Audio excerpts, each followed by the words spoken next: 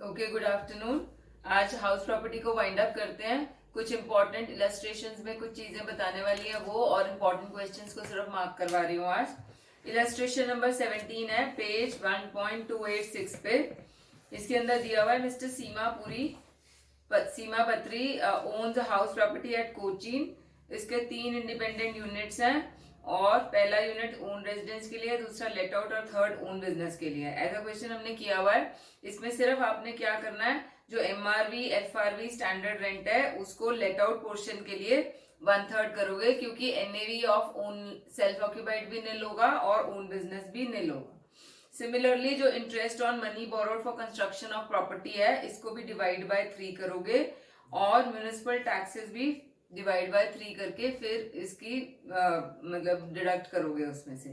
अब date of completion इसके अंदर देखो, 1/11/2014 है, तो इससे पहले इमीडिएट पहले कौन सा आया, 31 मार्च 2014, और ये 1 अप्रैल 1999 के बाद वाला है। तो इस केस में जो आपका let out sorry self occupied house में जो इंटरेस्ट की डिडक्शन है वो रिस्ट्रिक्टेड टू 30 नहीं होगी। उस केस में आपका कितना हो जाएगा, 2 लाख रुपीज हो जाएगा, क्योंकि कंस्ट्रक्शन के लिए 2 लाख है, रिपेयर्स के लिए 30 है।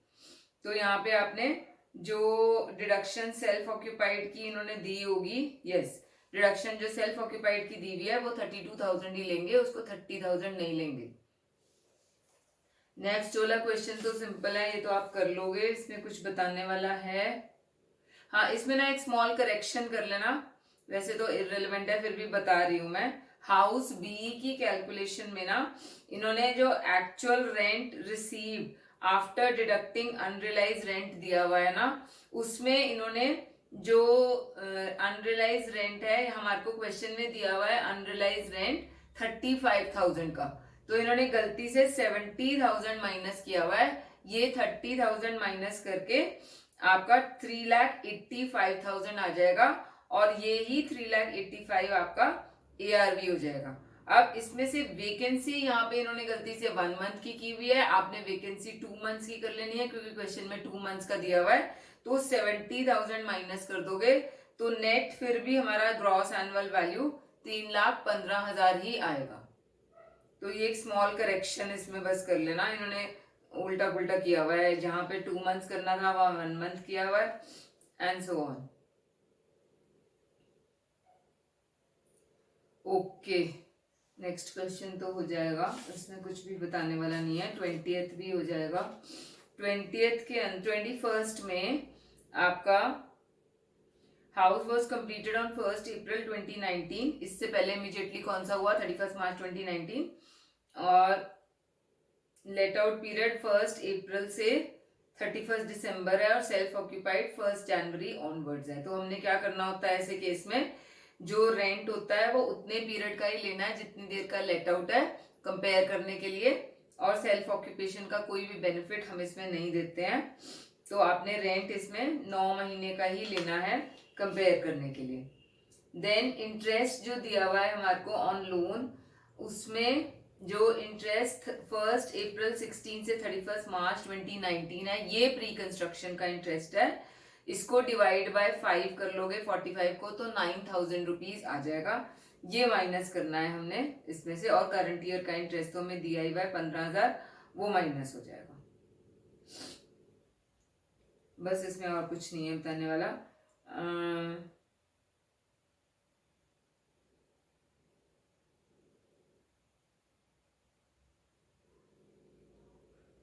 फ्रॉम द क्वेश्चन नंबर 22 में, सॉरी इलस्ट्रेशन 22 में, calculate the income from house property which consist of 2 independent units having 1/3 and 2/3 area.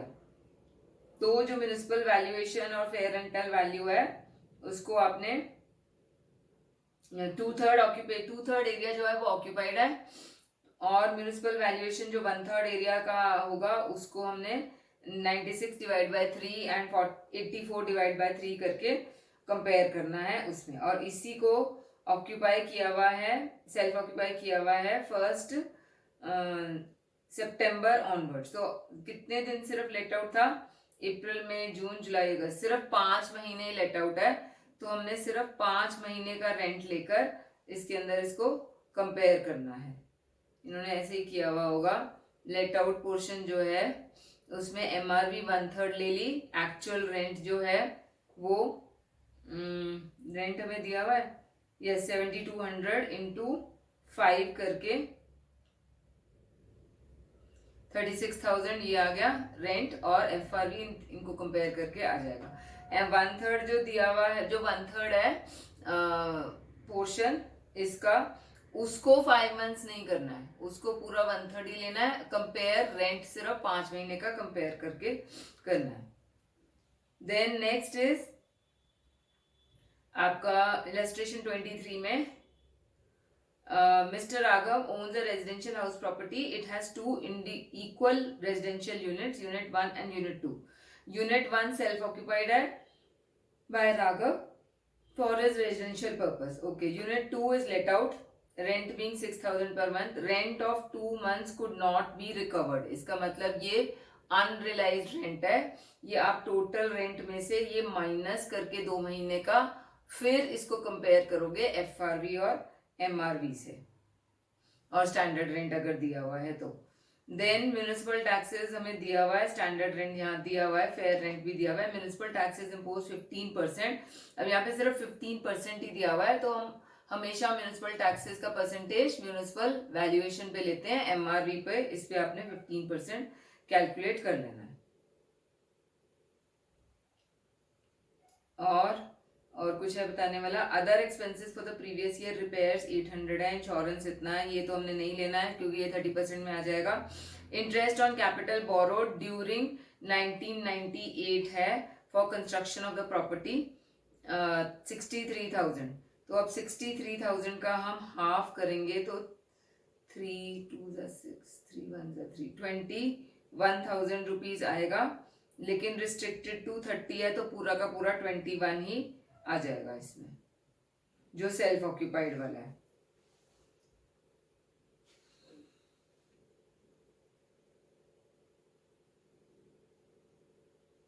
हाँ, डिवाइड बाय 2 करके आएगा, सॉरी डिवाइड बाय 3 कर रही थी मैं, डिवाइड बाय 2 करके 31,500 आ रहा है।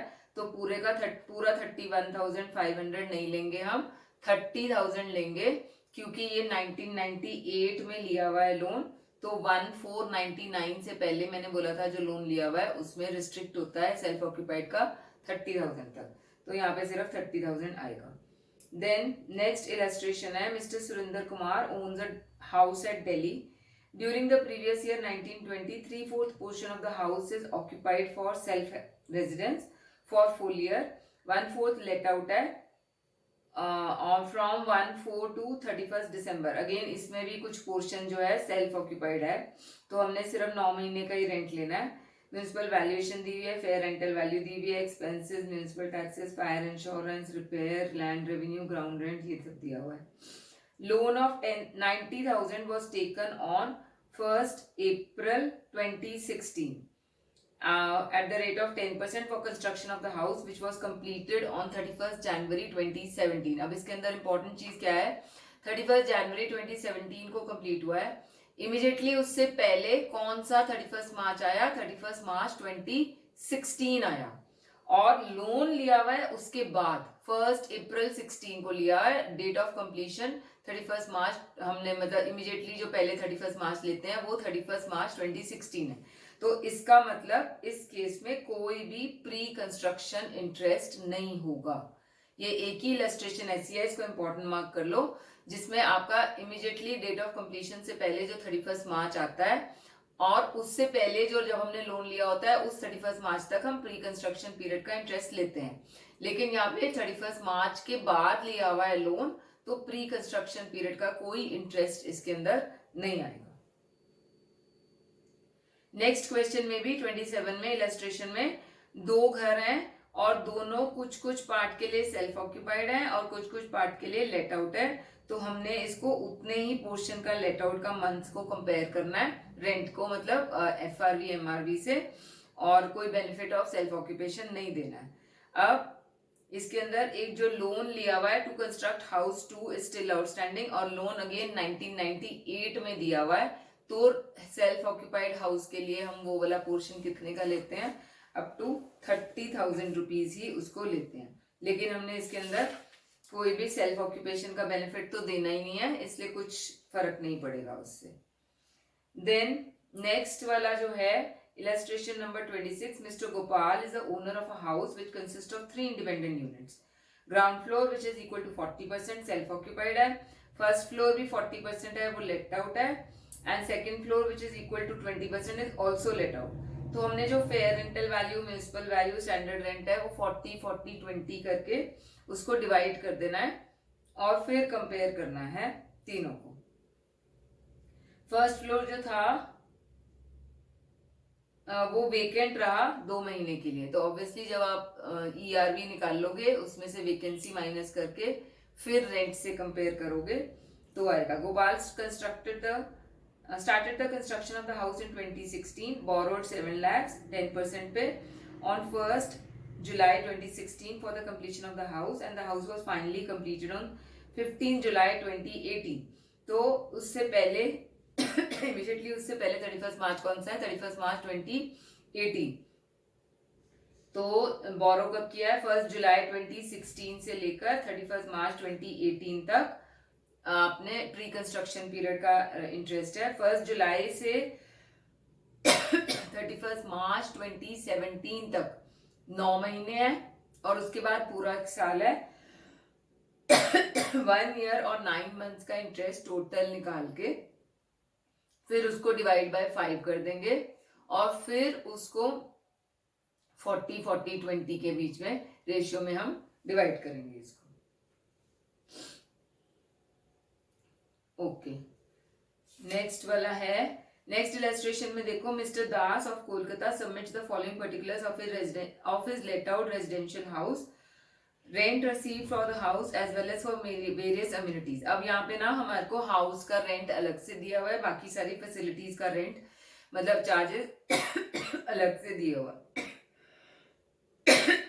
तो हमने क्या करना है, वैसे हम रियल रेंट निकालने के लिए क्या करते हैं, टोटल रेंट में से जो फैसिलिटीज होती हैं उसकी वैल्यू माइनस कर देते हैं। अब यहाँ पे हमारे को रेंट अलग से ही दिया हुआ है तो फैसिलिटीज माइनस करने की जरूरत ही नहीं है, सिर्फ रेंट ले लो 6,000 पर मंथ और उससे क्वेश्चन आप स्टार्ट कर लो।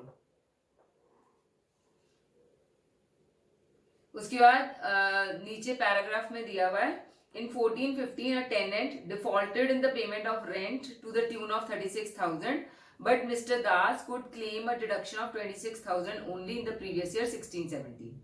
After a long litigation, Mr. Das could recover from the tenant only 20,000 during the previous year 1920। तो ऐसा क्वेश्चन मैंने कराया था, जो रेंट आपका रिकवर्ड होता है उसमें से भी हमारे को 30% की डिडक्शन मिलती है। तो इन्होंने कैलकुलेट किया हुआ है, देखो जो अनरियलाइज रेंट रिकवर्ड है वो 20,000 है और पिछले सालों में जिसकी डिडक्शन हमें नहीं मिली थी, मतलब 36,000 का डिफॉल्टेड रेंट था और उसको डिडक्शन सिर्फ 26,000 की थी, तो 10,000 की डिडक्शन नहीं थी, वो माइनस कर देंगे इस 20,000 में से जो डिसअलाउड था, बाकी रह गया 10,000, उसमें से 30% की डिडक्शन माइनस करके बाकी का टैक्सेबल हो जाएगा deemed income from house property के अंदर। तो ये इस क्वेश्चन में पॉइंट डिफरेंट था, हमने एक ही क्वेश्चन था आपकी बैक एक्सरसाइजेस में जो ऐसा था, इसलिए इसको भी बता रही हूं मैं।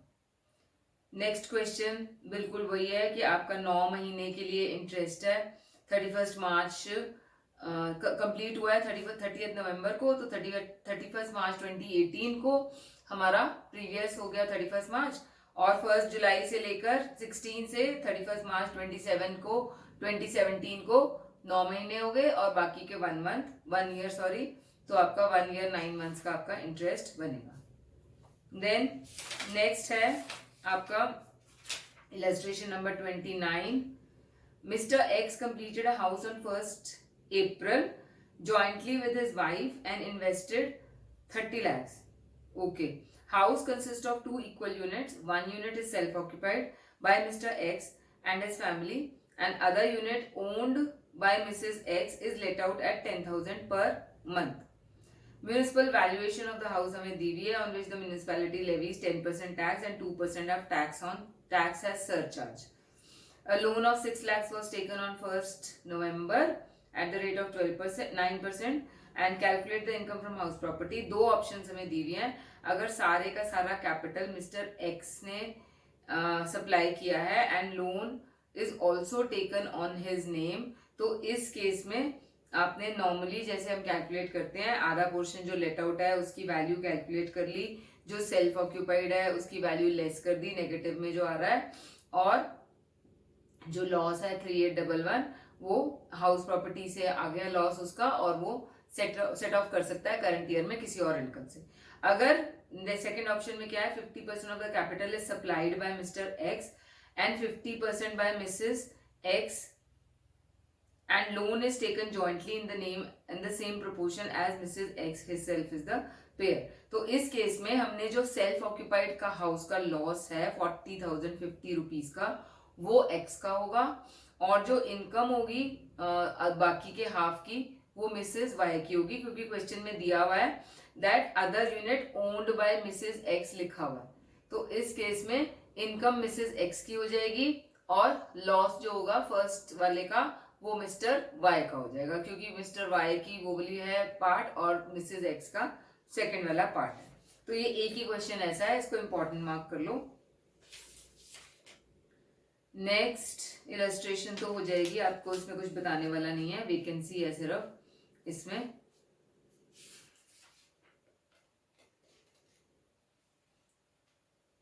इसमें भी 4 घर दिए हुए हैं, 2 सेल्फ ऑक्यूपाइड है, एक बिजनेस के लिए लेट आउट किया हुआ है नेक्स्ट वाली में इलस्ट्रेशन 31 में, और एक ओन बिजनेस के लिए यूज हो रहा है। तो 2 घर जो सेल्फ ऑक्यूपाइड है वो तो अलाउड है आज, मतलब करंट सिनेरियो में 2 हाउसेस सेल्फ ऑक्यूपाइड अलाउड है, उसमें सिर्फ इंटरेस्ट ऑन बोरोड मनी का हमारे को डिडक्शन मिल जाएगी।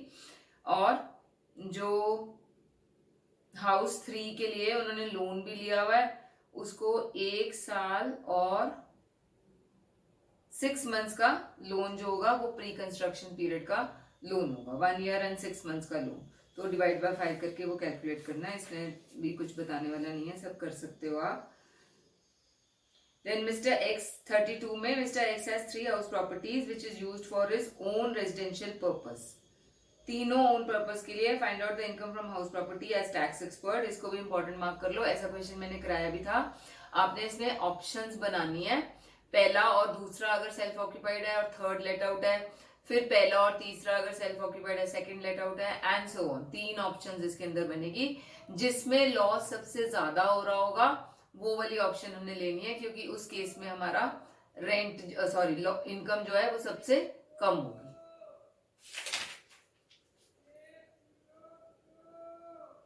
ओके, नेक्स्ट क्वेश्चन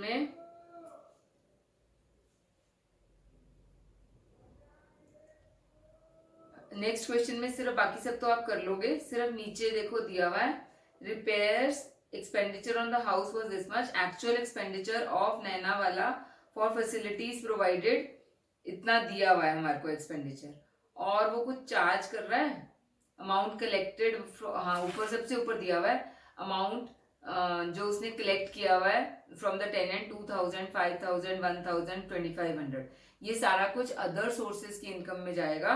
इसको इंटू 12 से मल्टीप्लाई करके माइनस ये वाले खर्चे करेंगे हम 12,000, 48,500 और 1,000 पर मंथ इंटू 12 करके, सिमिलरली सिक्योरिटी मैन की सर्विसेज इंटू 12 करके, ये खर्चे माइनस करके जो भी इनकम आएगी वो इनकम फ्रॉम अदर सोर्सेज मानी जाएगी।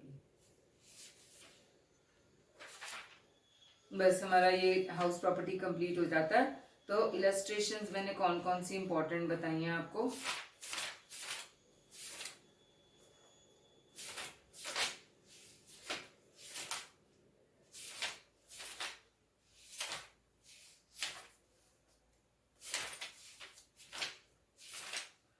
एक तो इलस्ट्रेशन 15 इंपॉर्टेंट मार्क कर लो, पेज 1.283 पे।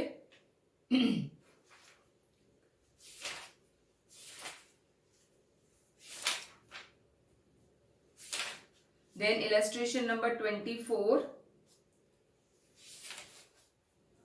illustration 27, 29,